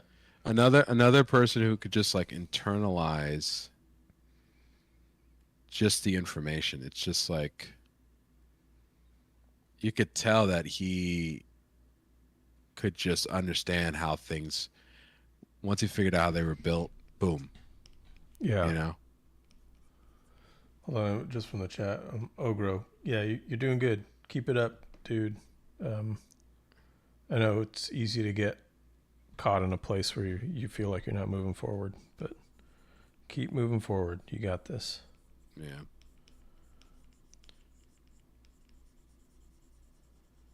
I always find when I'm like, oh man, I'm not feeling it. I'm not feeling it. If I just start doing it, after like 5 or 10 minutes, I get sucked into the fugue state, and then I'm there. But I gotta just force myself into it. Sometimes you just gotta do that. Yeah. So you got this. And yeah, as a professional artist, you're not totally normal. Yeah, they're gonna be. You don't always want to work. Yeah, exactly. And as a professional artist, you gotta do it. Yeah,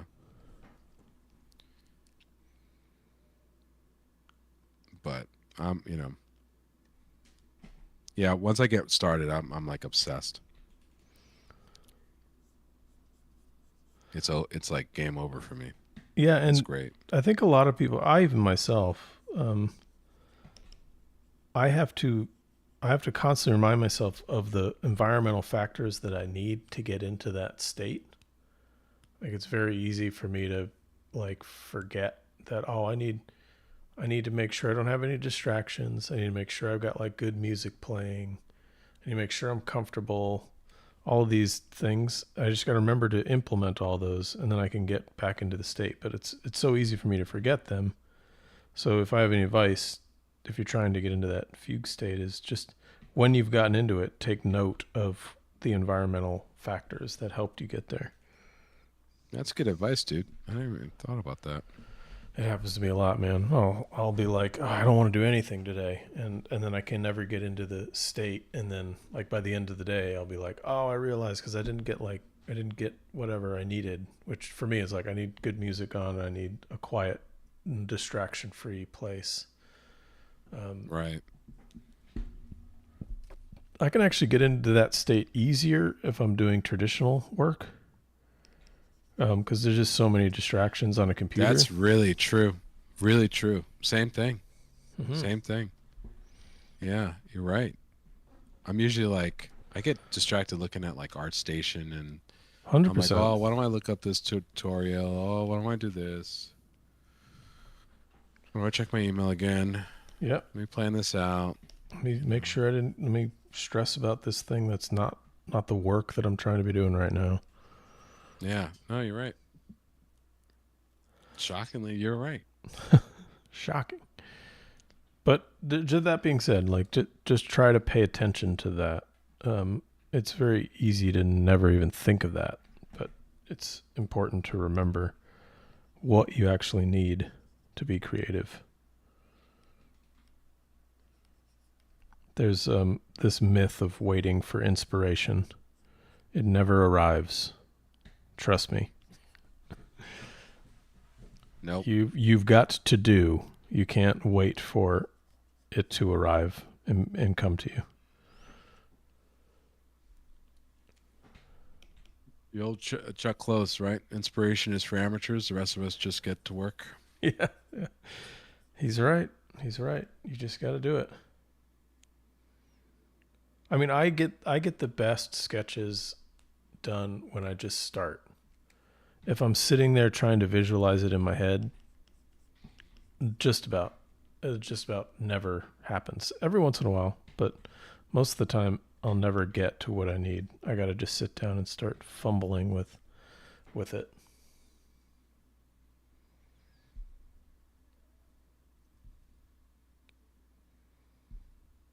Also, you just fall in love with building stuff again, Like just Yeah. making stuff. God, it's so easy to lose sight of that though.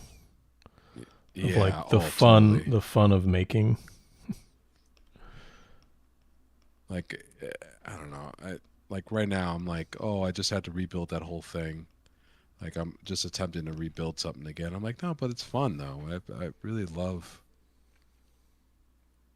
doing that. I really love this So it's that's another thing. Like, I mean, Tyler and we are trying different things all the time. Um, keep it fresh for yourself too. Don't do this. I mean, at least that helps for me when I balance like oil painting and um, like 3D work. I really love that's I think why I like 3D so much because it's so different from painting. You know what I mean? Like it's a Yeah, different totally. mindset, I guess. That's That why when I I like. actually get Oh, go ahead, man. no, when I was just saying when I actually get into painting, it's a good time. Yeah, I like to change up the tools, like Ray is saying, because it helps me stay fresh. It helps you stay in that problem solving mindset. Like this brush that I'm using right now is, I love to use it because it's not controlled. It's kind of organic and makes weird shapes that you might not have intended for it to do. I like to mess with that because then it makes me think in a different way. You know, it's like that one brush painting that I did first episode of the season. Yeah, but you were like a lunatic back then. Yeah, that was 3 episodes ago. It's been a crazy time. It's a crazy time of my life.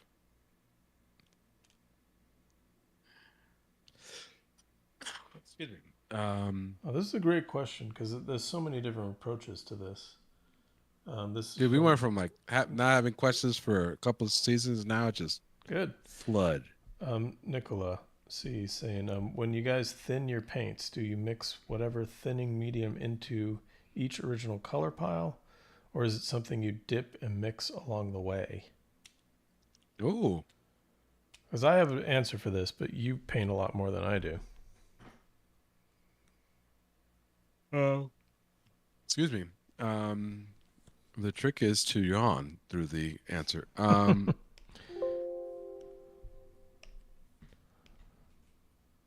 Can you repeat the question one more time? Yeah, it's so when you're using medium, Yeah. do you mix the medium into each pile? Like you put down all your colors out of the tube and then you mix the medium into each one? Or do you just dip into a pile of medium as you go? Okay.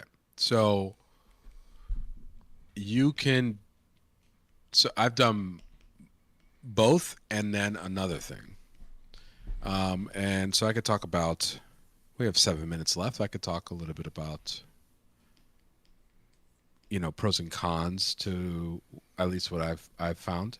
Mm-hmm. So one of the first typical ways is to, like you said, or dip it medium, dip your brush into a medium, right? So you want to thin down your paint, you take a little bit of medium, and you dip your brush it by dipping it in your brush, and then you mix it into, you grab paint and you mix it in. Or I'm sorry, you grab paint, put it on your palette, then take some medium and then thin that out. All right, so really common way of doing it. It's quick. It's advantages are you only use as much medium as you want to. So if you just want a little bit, you just use a little bit. Disadvantages, you might end up using too much, more medium than you need. And a lot of times that usually happens when you do that because you're just not conscious. Just constantly, if you keep dipping and you're not conscious of it, then you're painting a surface with medium, and then it turns to, it won't accept any more new paint, so it'll turn into an oil slick. Yeah. And if that's happened to you, don't worry, it's happened to all of us. Or at least it's never happened to me. It's happened to Tyler all the time. No, seriously, no, we absolutely has. Dude, I have a completely different method now because that used to happen to me so much. It's like I'm joking. It happened to me. It's so many times, and so so you got to ask yourself, why are you using medium, right? If that's happening to you. And that leads me to number 2. So what people do is if they don't like the thickness of their paint, if they find that their paint's too stiff, what they'll do is they'll pre-mix the medium into their piles of paint so that they mix their paint to the perfect consistency that they want to paint with. And if you do that, then the advantage is everything is exactly the way you want it. The disadvantage is if you're not careful, you can either extend the drying time of your paint or reduce it depending on the medium that you have. And also, but that's usually about it. I mean, it's a really well-known way of doing it. But yeah, so it takes a little bit extra time. I mean, it's nothing crazy, but that would be probably one of the disadvantages. Is like it takes just a little bit extra time. Yeah, But I I've mean, done that. it's And like an important it's extra time because you, yeah, yeah, you're probably pre-mixing colors that you want to use anyway, so you might as well totally. prep your paints as you go. Yeah, like I totally think it's worth it.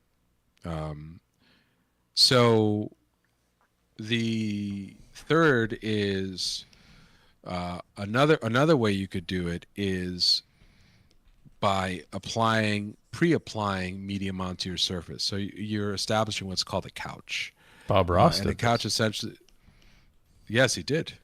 Uh, you just throw a little bit of medium um, on your surface, and you take a little bit of medium and you cover your whole surface with the medium of your choice.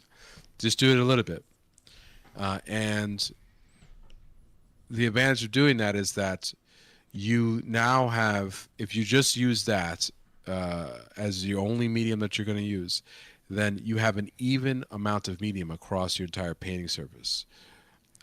Because if you want, like we said, one of the disadvantages of the first way is that you, when you're just dipping medium and then to thin down paint and then doing that, is you might have areas that are like really heavier mediums and other ones that aren't, and your paint tends to dry inconsistently, and it could be really frustrating.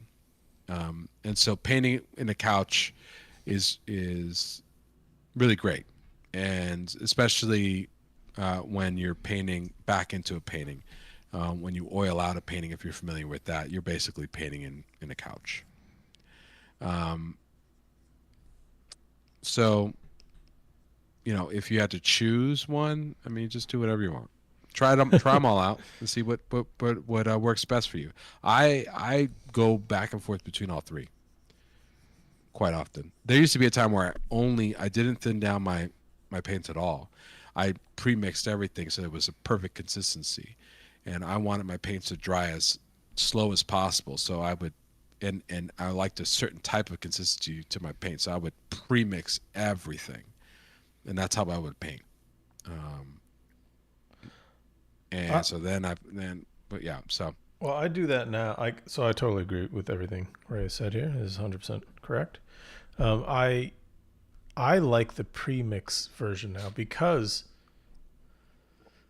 so I use a lot of Mark Carter's Geneva paints that are already pre-mixed to the perfect consistency, and that's great. And I like the pre-mixing because I like the consistency of his paint, and I can replicate that if I want my paint to dry faster by doing the pre-mixing with liquid. right. So I'll get all the colors down, and then I'll mix all of them up with liquid until they're all the exact consistency that I want them to be. That's the way I like Ray just described. But I think Nick was Which I got it asking from. about mediums. I did that from. I got that from Mark Carter. That's the only reason why I did it. Yeah, By exactly. the way, yeah. I love that approach, but I also didn't train that way. Like we trained with, do like a scrub and underpainting with terp, a bunch of terp in your paint, terpenoid, and then you have a very thin that evaporated really quickly kind of thing, but it's also dangerous. So to answer Nicholas' question, I use linseed oil. I try not to use any like crazy dryers, but if you're under a time constraint, you got to use dryers. Just don't, work in a well ventilated space, and don't get it on your skin too much. All right. Well, Oh, we at the end, yeah. uh, But yeah, I think we're at just the end. just to put a pin in that, linseed oil is 1,000% safe. So use that if you're gonna use any medium and you don't have to worry about dry times, use linseed oil. Yeah. Do you thin yours down a little bit? I always find linseed oil to be a little. I use it very sparingly if I'm just going to use straight up Yeah, I use it linseed. super sparingly if I'm going to use it. Yeah. Yeah. All right. So, how did it turn out, dude? Let me see. Oh yeah, my little Dune. He's got the eyes of a bod. All blue, blue within blue. This is stated over and over and over and over again. I sculpted a stove and a Oh, dude, that's amazing. bookshelf. Holy crap. Let me I see. love it. I'll just put that right there. Here, I gotta light it first so you can see it. I can see it. You can't see it with like I can't this really is see the it. lighting. Oh yeah, with all that scatter and bounce. Yeah, Delicious. and I'll texture it later. But all right. So who have you been, Um, I sir? have been Tyler Jacobson and always will be Tyler Jacobson. And you can find me on my Instagram at Tyler Jacobson Art. I am going to update my website, I think, in the next month. So that's also Well, tylerjacobsonart.com. don't end the show lying to people. I mean, Okay. I make false promises all the time. They're used to it. Who have you been, Ray? I have been and sometimes am, or currently am, Ray Bonilla. You can find my work at raymondbonilla.com and on Instagram at Ray Bonilla Painter. Thank you for to those who watched us live. Love the questions and the back and forth between everyone. It's really great. Thank you for joining us. We also have all of our episodes on demand as well on YouTube. And if you're watching this in the future and not live, thank you for watching us in the future. And we appreciate if you are watching live or if you're watching this on demand, if you could leave us a like. And if you haven't done so already, hit the subscribe button. And if you want to click the bell notification the bell icon so you can notify when we go live again, then that's fine with us. If you want to check out when we go live or keep up to date, consider following us at live.brush on Instagram. If we have to cancel for any reason, we always post it on our Instagram account. So, yeah. Other than that, I think do you have anything you want to plug, Tyler? Well, is the chat still there? Um, Yeah. I mean, I'm always up for plugging our whiskey brand. It's Quest End Whiskey. We got Rogue out there. We just did a partnership with Critical Role. Their whiskey's live now. Well, it's our whiskey and their whiskey. And we should have another drop coming out later this year. So pay attention. Quest End Whiskey. Sweet, dude. Sweet. I have zero things to plug. We started a semester at Visual Arts Passage. Actually, I do. Yeah, I am one of the mentors at Visual Arts Passage. And if you want to draw on Thursdays, come check out Drawing Hive. One of the panelists on there. A lot of great artists. It's free. You're provided reference. If you just Google Drawing Hive, or if you search it on YouTube, you could see a pre-recorded or I keep previously about taped that. stream. I keep forgetting You know about what? that. I want to do that. That's I a want to good keep thing. doing that. That's a good thing. We don't want you on the show. We don't want you on the show. They don't even know I do this. Fair enough. Fair enough. All right, dude. Well, thank you, everyone. Thank you, Tyler. Thanks, everyone. And thanks, Ray. It's been a pleasure. Always has. Always will be. See y'all next week. Later.